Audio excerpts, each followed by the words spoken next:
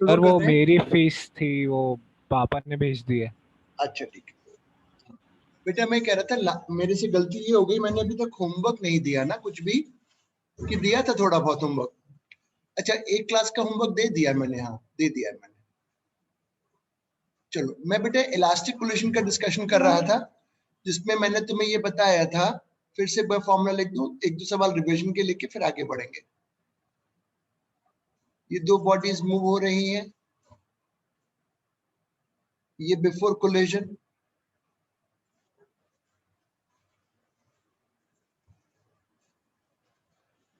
ये after collision. Elastic collision में linear momentum तो कंजर्व्ड है ही, साथ में सिस्टम की काइनेटिक एनर्जी पहले की और बाकी कंजर्व्ड है। v1 डैश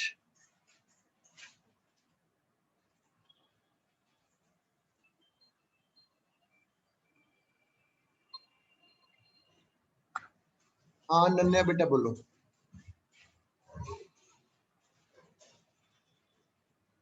अरे ठीक है बेटा, तो ठीक है, बिल्कुल मैं रिकॉर्ड करके डालूंगा। ऐसा ये हो गया v1 डैश,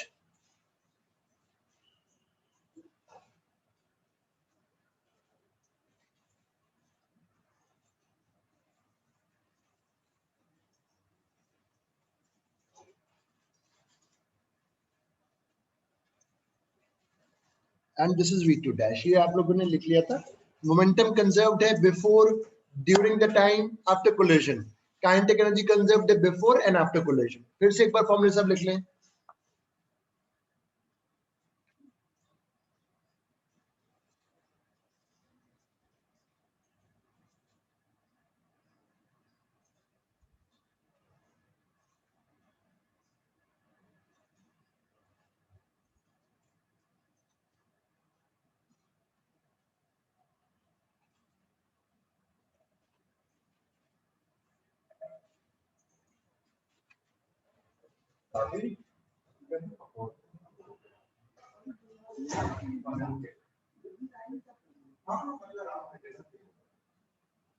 लिख लेने के बाद बता देना बेटा।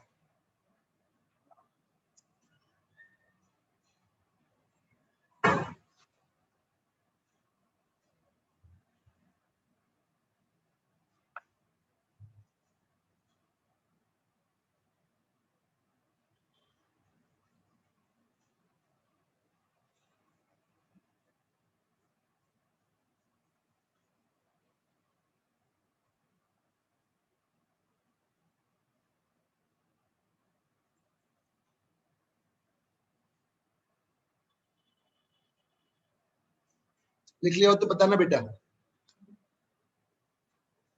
एक आध स्प्रिंग का रिवीजन सवाल लेंगे।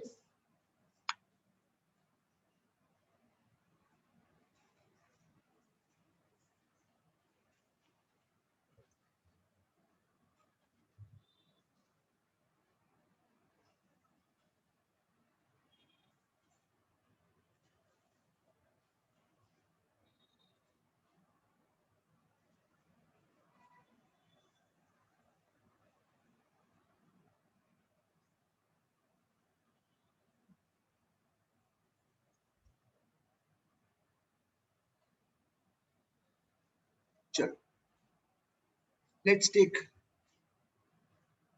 This problem. चलो एक सवाल रिवीजन ले लेते हैं। अभी तुम लास्ट क्लास में बेटा एब्सेंट थी, मुझे पता है, तुम्हें समझ में नहीं आएगा ये क्या हो रहा है आज। फिर अवनी बेटा तेरे समझ में नहीं आएगा।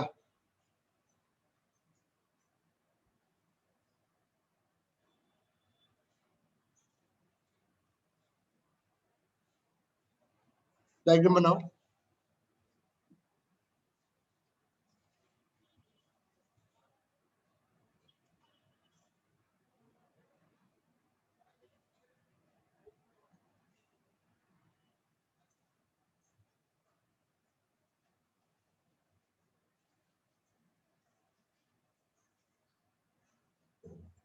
बना लिया बेटा डायग्राम?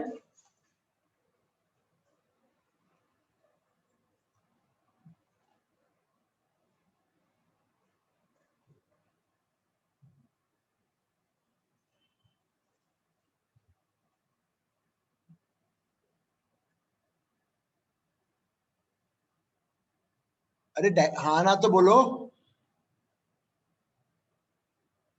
यस अरे सर। आवाज आ रही है मेरी? Yes sir. देखो, collision between A and B elastic. एक सवाल और दे रहा हूँ, revision. Collision between A and B elastic.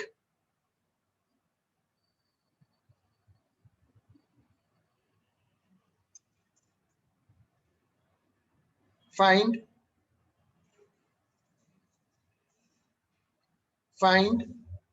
velocity of A, B and C. Find velocity of A, B and C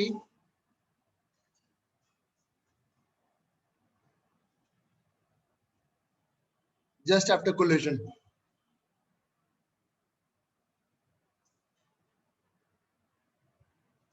इसको मैंने m1 मान लिया, इसको मैंने m2 मान लिया। निकालो।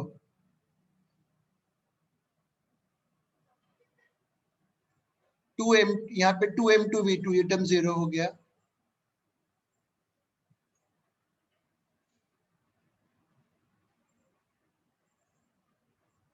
इसकी निकालो।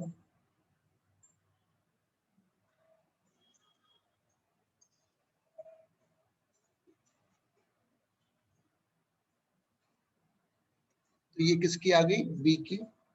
सी की उस समय 0 ही रहेगा।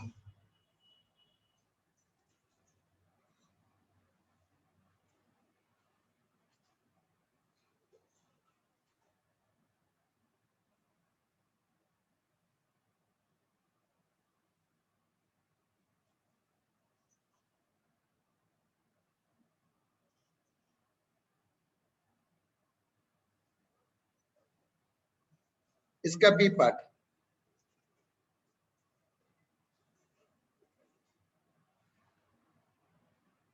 Find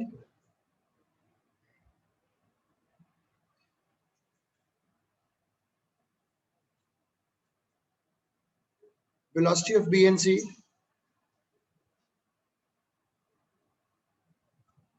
Find the velocity of B and C at maximum compression.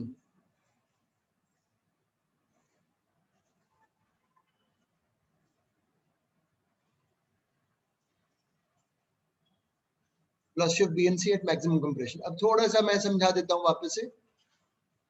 ये मैंने क्लियर करा पूरा।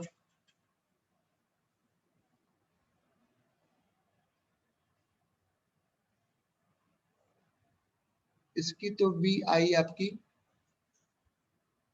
अब मैक्सिमम, अभी मुझे बताओ, जब ये सिस्टम आगे बढ़ने लगेगा, जब ये सिस्टम आगे बढ़ने लग जाएगा बेटा, तो स्प्रिंग में कंप्रेशन आएगा, स्प्रिंग ऐसे फोर्स लगाएगा। बिल्कुल ठीक। इसका इसका भी बढ़ेगा, सी का भी बढ़ेगा, और इसका भी कम होगा क्योंकि फोर्स इधर लग रहा है। एक कहीं आएगी पोजीशन आगे चलकर जहां दोनों का भी सेम हो जाएगा और उस समय मैक्सिमम कंप्रेशन होगा।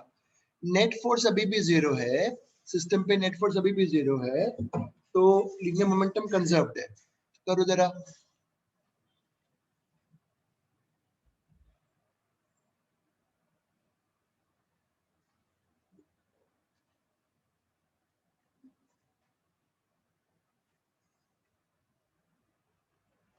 ये आ गया।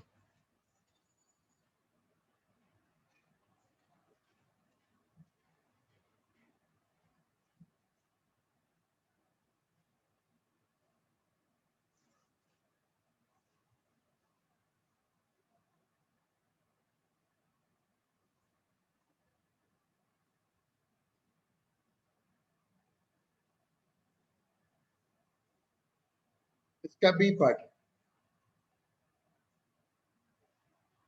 सी पार्ट। फाइंड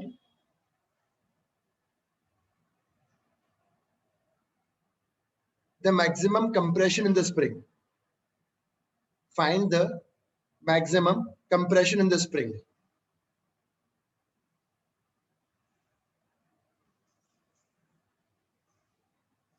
उसमें लिखो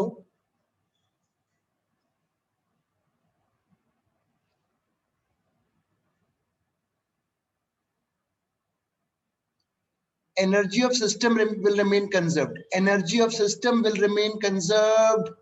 Mechanical energy of system will remain conserved.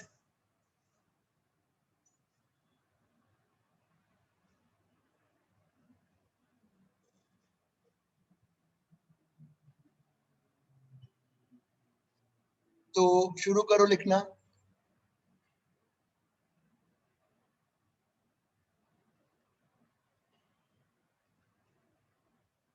Kinetic.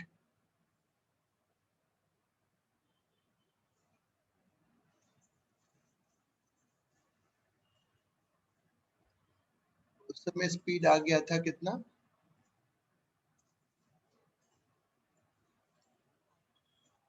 ये लो इलास्टिक कोलिजन मैंने करा दिया. अब आगे बढ़ेंगे.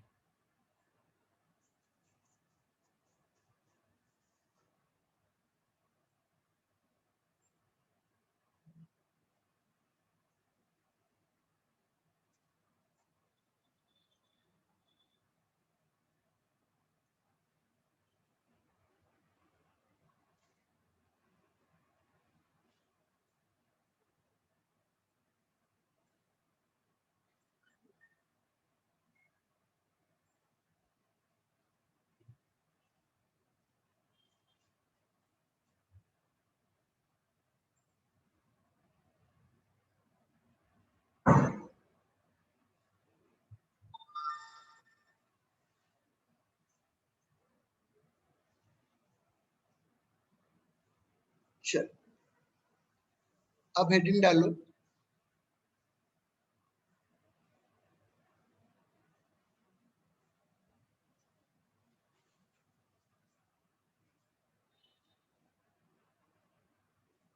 Inelastic collision.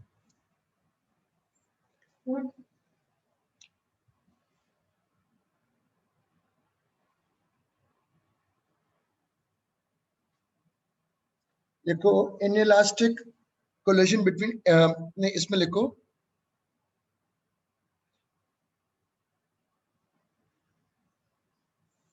between free bodies between free bodies between free bodies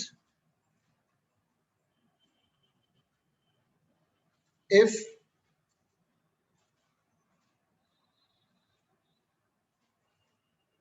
the collision is inelastic, if the collision is inelastic, then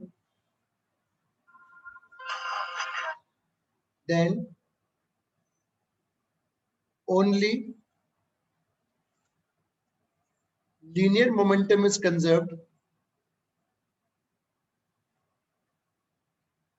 Then only linear momentum is conserved at all times. Then only linear momentum is conserved at all times. Second point लिखो.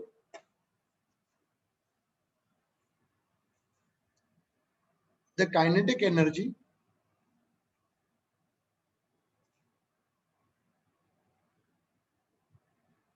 is not conserved.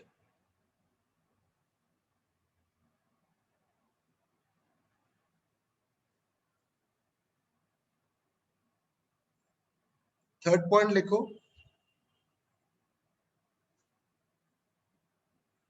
The shape of the bodies deform after collision. The shape of the bodies deform after collision.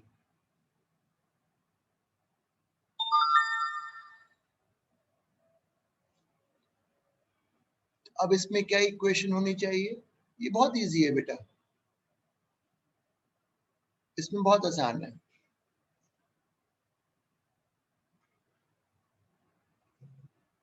Collision हो गया,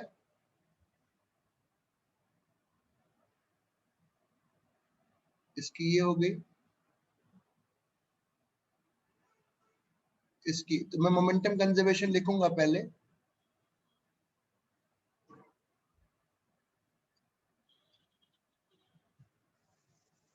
ये equation 1 हो गई,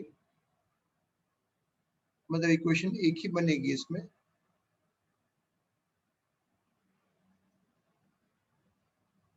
अब variable है 2, ये नहीं पता, बट ओनली वन इक्वेशन।